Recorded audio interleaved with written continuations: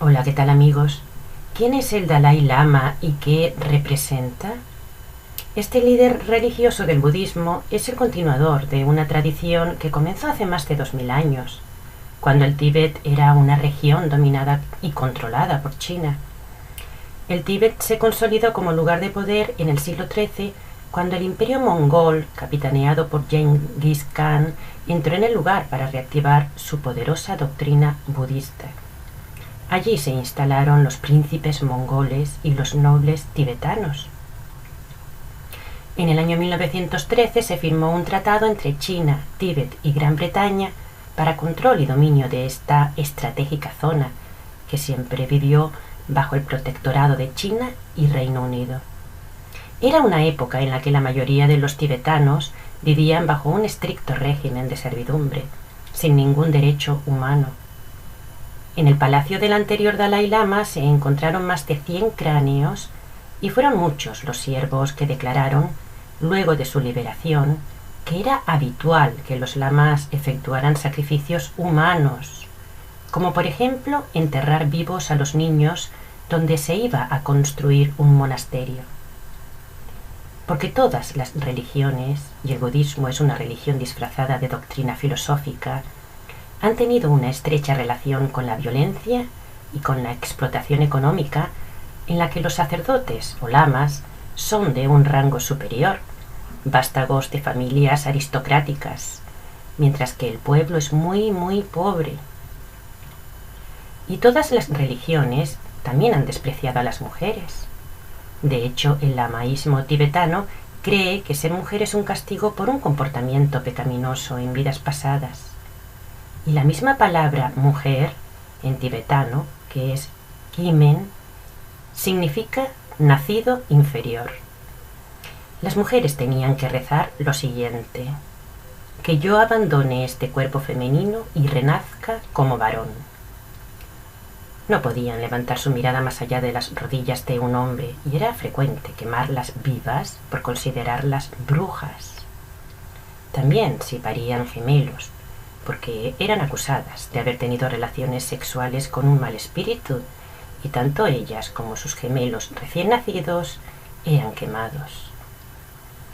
Un hombre con dinero podía tener muchas esposas y un noble con pocas tierras debía compartir su mujer con sus hermanos. Otro ejemplo de sadismo de la clase alta tibetana antes de los años 50 era que a los esclavos que infringían sus leyes se les cortaban las manos, la nariz o las orejas. Y los lamas usaban las pieles de los esclavos asesinados, entre ellas la de niños pequeños, como abrigo.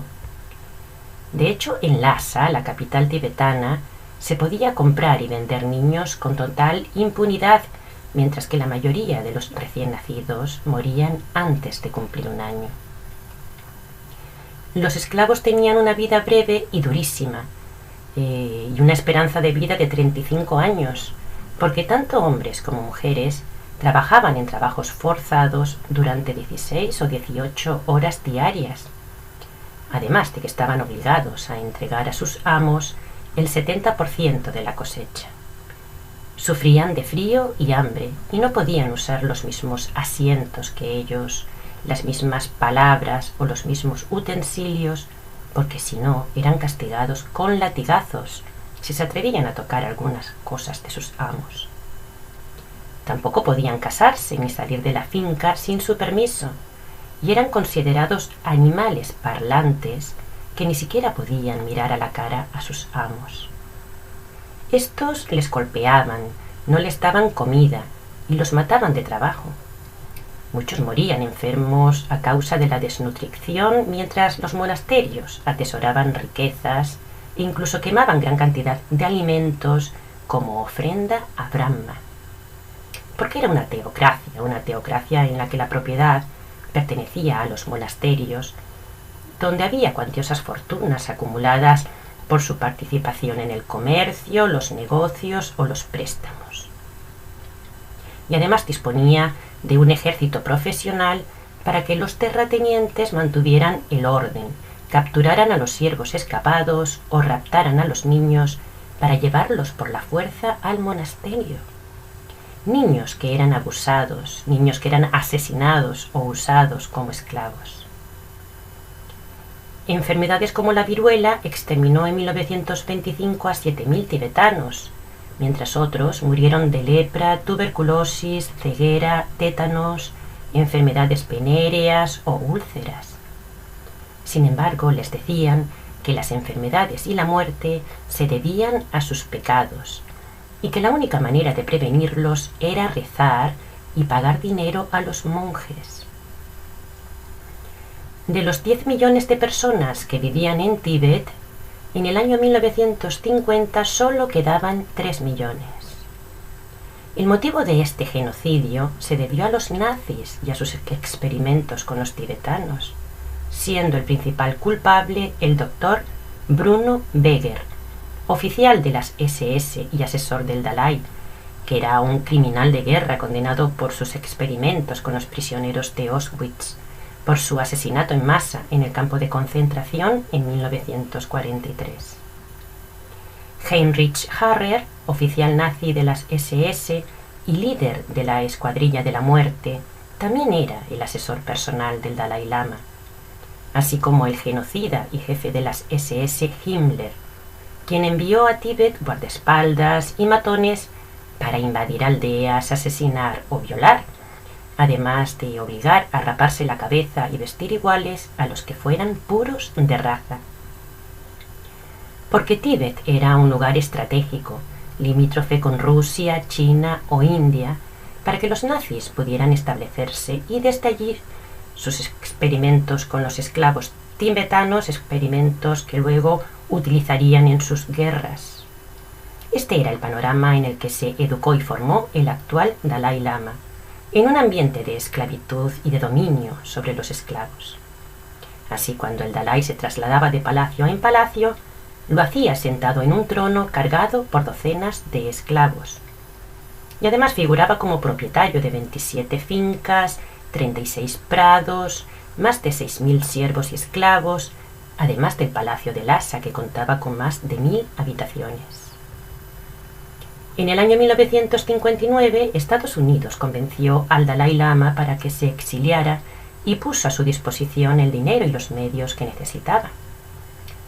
También contó con el apoyo del sucesor de Gandhi en el Partido Nacionalista Indio, Nehru, con quien tenía una estrecha relación.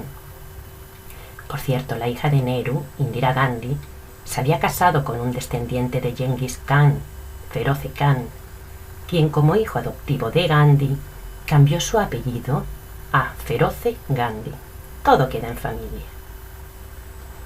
Admirador de Gandhi y también de Teresa de Calcuta, el Dalai Lama, tras su exilio pactado, se fue a vivir a India, a la ciudad de Dharamsala, en las estribaciones de la cordillera del Himalaya.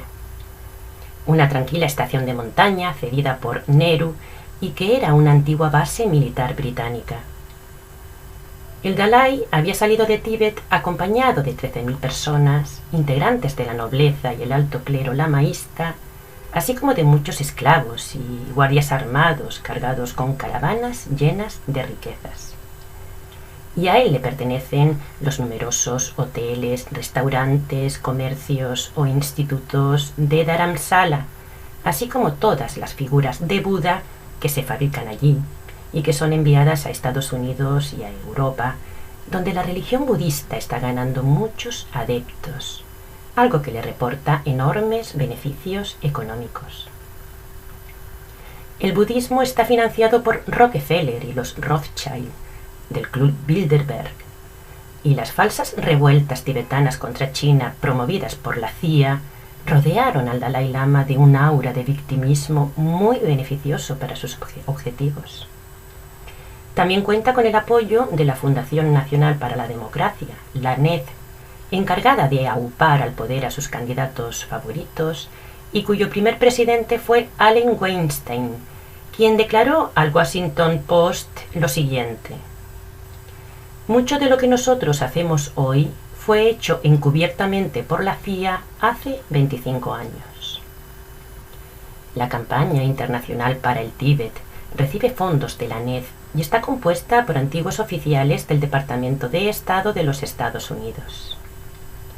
La NED también financia el periódico Tibet Times y el Centro Multimedia Tíbet, así como el Centro Tibetano para los Derechos Humanos y la Democracia, la organización Free Tibet o la Radio Voz del Tíbet.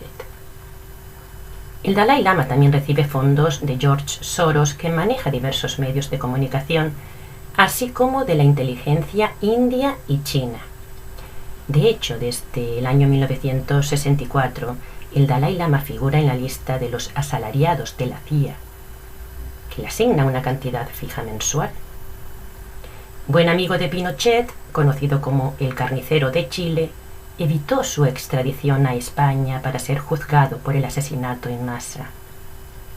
Amigo también de Soko Asahara, quien elogió al Dalai después de haber recibido de él millones de dólares, aun siendo declarado culpable del asesinato en masa por la colocación de gas venenoso sarín en el metro de Tokio. Apoyó con entusiasmo la guerra de la OTAN contra Yugoslavia en el año 1999 y dijo de George Bush que era un hombre honesto y que los beneficios de la guerra de Irak podrían estar justificados. En 1987 fue recibido en la Comisión de Derechos Humanos del Senado norteamericano y recibió la Medalla de Oro del Congreso. En 1989 recibió el Premio Nobel de la Paz por su enorme santidad, porque es considerado un dios que adopta el discurso de los derechos humanos. Pero su sistema político y religioso es una dictadura, en la que no existen derechos políticos ni para las mujeres ni para quien cuestione su autoridad. De hecho, es un defensor de la prostitución, llegando a decir lo siguiente: tener relaciones sexuales con una puta pagada por ti y no por una tercera persona no constituye un comportamiento inadecuado. En los años 90 empezó a tener el apoyo de la industria de Hollywood, que produjo películas de propaganda a su favor, como es la película 7 años en el Tíbet, en la que Brad Pitt encarna al nazi Heinrich Harrer. El Dalai Lama es una persona que vive en el lujo, que se aloja en hoteles de 5 estrellas y que se forra con sus ONGs y sus conferencias. Y no es vegetariano porque dice que esto le debilita. El caso es que vive sin trabajar y no paga impuestos. Y Tíbet sigue siendo una región de China como lo fue desde un principio. Un lugar en donde la mayoría de la población es pobre y el 80% de los dirigentes son budistas. Un lugar donde el budismo es una religión respetada y protegida. Porque China, este país ultracapitalista dominado por la élite gobernante, apoyó siempre el budismo tibetano. China está gobernada por Maurice Strong, que también es el jefe del Dalai Lama y uno de los principales capos de la mafia. Un paranoico de la eugenesia y de la política del hijo único, así como de los programas para frenar el crecimiento de los países pobres. Maurice Strong fue secretario general de la ONU y es el que está detrás de la Iglesia de la Cienciología, de la Teosofía, de la Hermandad Blanca, del budismo, del gnosticismo, de los raelianos, de los mormones o de la Nueva Era. Todo esto financiado por la familia Rockefeller. El hecho es que la doctrina budista de meditación, de tantra, de yoga, de mantras o de karma, que es la ley de pecado y castigo, es una doctrina pesimista y manipuladora que no conduce a la luz, que ha sido creada por la élite dominante para alejarnos de la fuente. Y esta es la reflexión con la que termino este capítulo dedicado al Dalai Lama. Hasta pronto, amigos.